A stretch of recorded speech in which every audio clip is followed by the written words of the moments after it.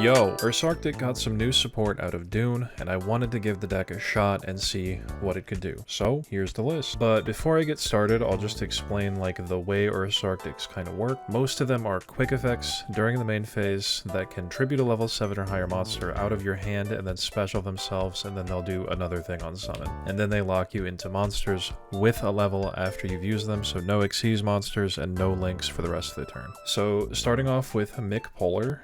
This on summon adds an Ursarctic monster from deck. This is your main starter, as he can add the brand new copy of Ultimate Bright Knight Ursatron Alpha. This is one of the new cards out of DUNE, and this is the one Ursarctic that works a little differently, because it just says if you control an Ursarctic other than itself, you can special this and add an Ursarctic or Drytron spell or trap, which is pretty good. Then for the other little ones, one copy of Mictanus and one copy of McBillis. This one adds a monster from grave, and this one specials one from hand. It's really hard to find a ratio I like on these two because they can be really strong depending on the hand and what you're up against. I was on 3 Mictanus for a while because he's not bad at just getting you into your synchro plays, but there are some hands where you just wish that it was more non-engine. Moving on to the big bears, 3 copies of Megatanus. The Ursarctics that are level 8 tuners require another Ursarctic already on the field to get their second effect, but these guys are actual disruption. For instance, this one is Book of Moon,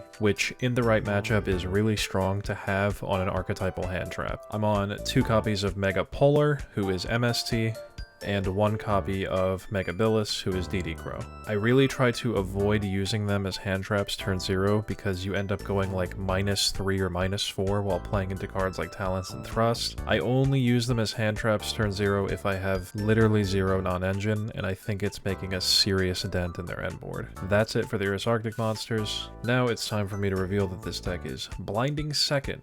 I'm on 3 copies of Alpha Master Beasts and 3 copies of Lava Golem. I tried a ton of different builds with this deck and thought Blinding Second was probably going to be the best bet because the deck could really use the draw for turn. The best level 7 or higher tributes are cards like Lava Golem, and it makes it easier to play cards like Desires, which is amazing for the deck. Also, your end board is like really easy to break, so it's just easier to kill your opponent. Alpha is a little spicy in this deck because he can bounce more than one thing because Ursarctics happen to be Beast Warriors and Beasts, except for Ursatron because he's a fucking Drytron.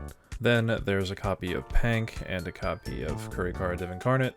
Pank is just good as a level 7 tribute that also doubles as backer removal for things like Skill Drain, which came up by playing against Altergeist.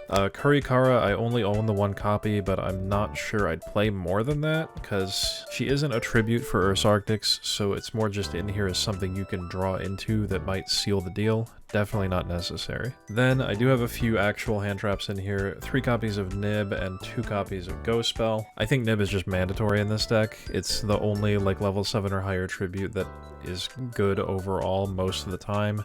The other ones are like Phantasme and Miradora, and they're just like not really good right now. And Ghost Spell is just in here because I don't think cards like Alpha and Lava Golem are going to cut it against decks like Math Mech or like a Tri-Brigade. And the card just hits plenty of stuff in the meta against like Runic or Labyrinth. It's still only at 2 because you'd usually end up using this going second anyway, so you could just like draw it for turn. And the deck is in such an awkward spot where you wish you could play hand traps, but you just can't afford to open them because they can't be tributed for an Ursarctic. Again, I just really wish that there was a level 7 or higher tribute that like did something. Like if this deck had a Ben 10, it would be so nice. Then finally for the monsters, I'm on 3 copies of Gen X Ally Birdman. This card just came off the ban list and I really like it in this deck. Birdman bounces a monster you control to the hand to summon himself. In this deck, Blinding Second with Lava Golem, you lose your normal, so this is a way to get access to a level 3 tuner without having to use your normal, and it's returning more tribute fodder or archetypal hand traps to your hand in the process.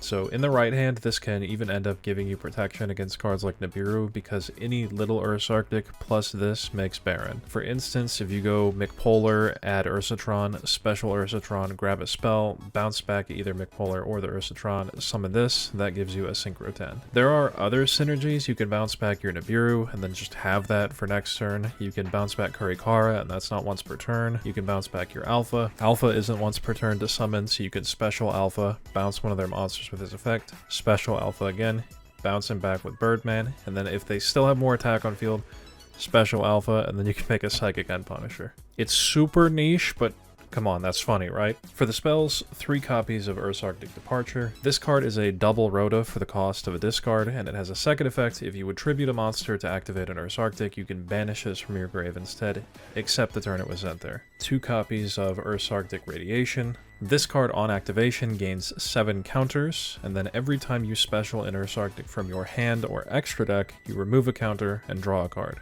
Not once per turn. It also has a little bonus effect. During either player's end phase, shuffle back an Ursarctic card from grave in the deck. So this card lets you draw 7. Another reason why I wanted to have a hand trap like Ghost spell somewhere in the deck. It just feels good to have some kind of hand trap to draw into once you've fully popped off. Note, you can only control 1 copy of Radiation, which is really lame and sad, and makes this card arguably a 1-of. It's unlikely that you're going to go through 2 of these, because you kind of have to go out of your way to destroy your own card, or you have to play something like Borreload Riot Dragon, which is funny, but not great. Then 1 copy of Big Dipper. This is a searchable field spell that gives access to a similar replacement effect that Departure has. You can banish an Ursarctic in your grave instead of doing their normal tribute. This card also has the effect every time a monster is specialed, it gains a counter. At 7 counters, if you control an Ursarctic Synchro, you can remove all of the counters on the card, target a monster your opponent controls, and take control of it forever. That's a trigger effect, so you can do it during your opponent's turn, and it is pretty good.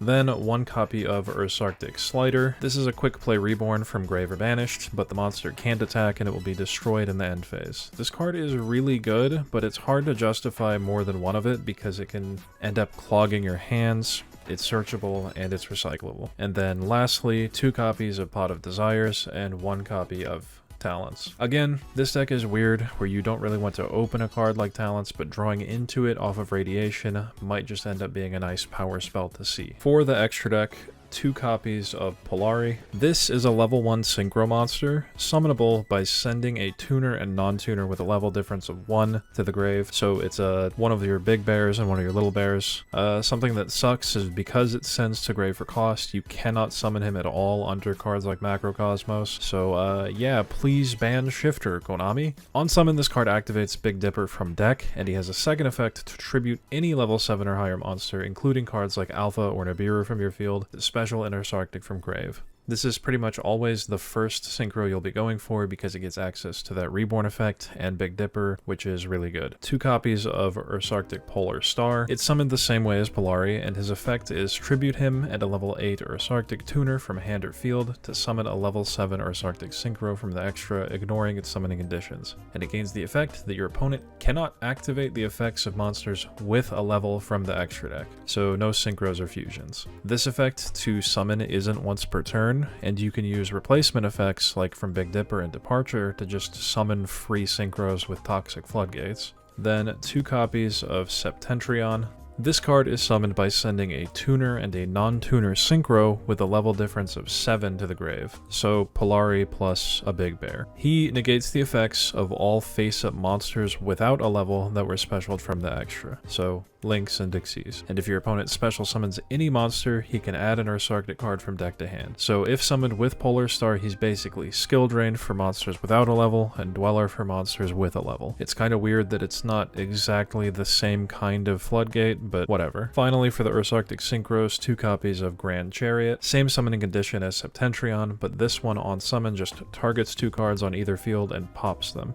He also has a second effect. If an Ursarctic card you control would be targeted by an effect, you contribute any monster from your hand or field to negate that effect's activation. Then for the other synchros, 1 Arclight. This card is summonable with Polari and Birdman or a Bell. There are some hands where you end up with like an extra Polari just chilling on your field, or if Polari gets impermed or something, you might as well try and turn that into some kind of disruption. This card is also funny if you're playing something like Borreload Riot Dragon or a card like Seravis, which is cool if you choose to play those. A copy of Ravenous Croco Dragon. You can make this with Polari and a Big Bear. He draws a card and he's removal.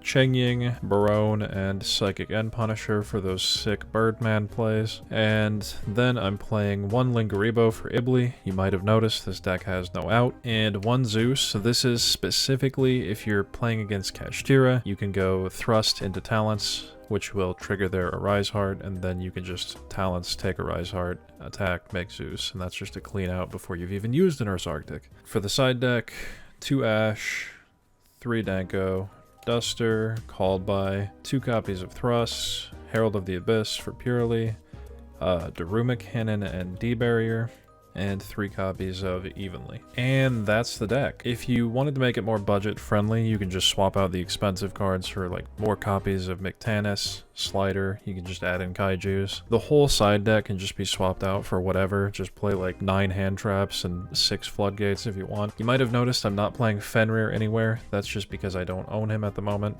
I'm sure he's really good. And yeah, this deck is cool when it works, but it loses to a lot of shit, like even 1 Ash can be devastating. But if your localist is a little more off meta, this might catch them by surprise. Thanks for watching!